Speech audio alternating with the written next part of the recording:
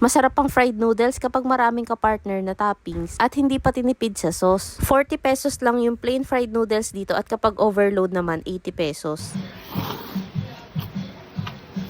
Isa nga to sa mga pwede niyong puntahan kung naghahanap kayo ng midnight snack. Yung store hours kasi nila simula alas 4 ng hapon hanggang alas 4 ng madaling araw. Iilan nga lang yung mga kainan dito sa may Montalban ng bukas ng ganong oras. Kaya naman kung nagutom kayo ng alanganing oras, dayo na rin kayo dito sa may Bosti. Yung pwesto nga pala nila ay nandito sa may Kasiglahan. Sa may shortcut papuntang bayan. Gumamit nga lang pala kami ng Google Maps para mas madali naming itong makita. Marami silang in-offer na snacks dito. May burger, footlong, fries, takoyaki, silog meals, fried noodles, milk tea, at soda. Ito yung fried noodles nila na may toppings na itlog. 50 pesos yung isang order nito. At sa overload naman, 80 pesos na may toppings na itlog, siomai, beef teriyaki, at shanghai. Masarap tong lagyan ng chili oil nila kasi may konting sipa ng anghang. Nasatisfy nga yung cravings namin sa fried noodles kasi marami yung serving nila at hindi tinipid sa sauce. Sa timpla naman ng sauce na nilalagay nila, medyo manamis-namis yung lasa. Ito naman yung plain na footlong. Masarap na medyo tinotoasted nila yung bread. Malambot at bago rin yung tinapay na nakain namin. Next, ito naman yung cheesy footlong. Ang dami ng cheese na nakalagay at halos natabunan na nga yung tinapay sa ilalim. Footlong na may konting cheese nga lang to. Ito naman yung buy one take one cheesy burger. Sa 95 pesos mo, may dalawang burger ka na. Yung palaman nito, may sliced cheese, patty, meron ding gulay na repolyo at pepino. At sa sauce naman, may mayo, ketchup, at cheese sauce. Makapal yung patty nila dito at malasa. Hindi ka mapapasabi dito na unang kagat tinapay lahat. Nakakabusog din tong burger nila para sa halagang 95 pesos.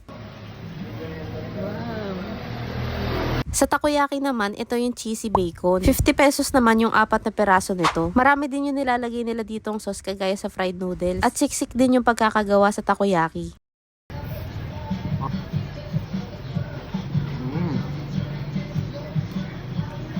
Ito naman yung cheese and veggies sa halagang 45 pesos, 4 na peraso Pagpunta namin dito, naubos daw yung cheese nila kaya ito cheese sauce yung nakalagay. Nakakabusog yung takoyaki nila kasi siksik kaya mabigat sa tiyan. Kapag hinati nyo nga pala yung takoyaki, ganito yung itsura, may repolyo tsaka cheese. Sa drinks naman, ito yung winter melon milk tea at fruit soda na lychee. Na-enjoy nga namin ni Maynard yung midnight snack namin dito sa may Bosti. At yung iba nga dyan, inuwi pa namin sa bahay, pasalubong. At ito lahat yung total ng binayaran namin. Kaya naman kung naghahanap kayo ng merienda sa hapon o kaya naman midnight snack, try nyo na rin dumayo dito sa may Bosti, na located sa Kasiglahan Village, Barangay San Jose, Montalban, Rizal. Siya nga pala guys, kaya kami napadayo dito dahil sinuggest lang din sa amin to sa comment section. Kaya guys, kung meron pa kayo masasuggest na masarap na kainan dito sa may Montalban, pakilagay naman po sa comment section para yun naman yung next naming pupuntahan. Marami pa nga pala kaming isi-share sa inyo ni Maynard ng mga sulit na pasyalan, kainan, at kapihan. Kaya para updated kayo sa mga mapupuntahan namin, huwag nyo kalimutang i-follow ang aming mga social media accounts.